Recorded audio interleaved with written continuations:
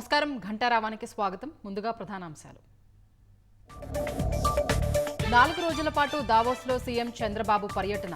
Brand AP ప్రమోషన్తో పెట్టుబడులే లక్ష్యంగా ప్రయత్నాలు.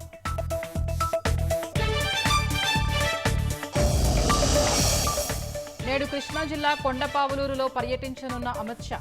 NDRF, NIDM కేంద్రాలు ప్రారంభించనున్న కేంద్ర హోంమంత్రి.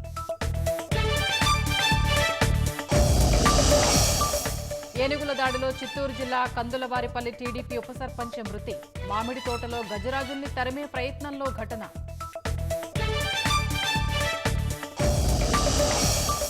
సైఫ్ అలీఖాన్ ఇంట్లో చోరీ చేసేందుకే నిందితుడు వెళ్లాడన్న పోలీసులు.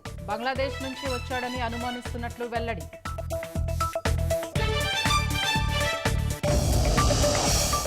గాజాలో నేటి నుంచి కాల్పుల విరమణ 3 దశల్లో అమలు. 33 మంది బందీల్ని విడుదల చేయనున్న హమాస్.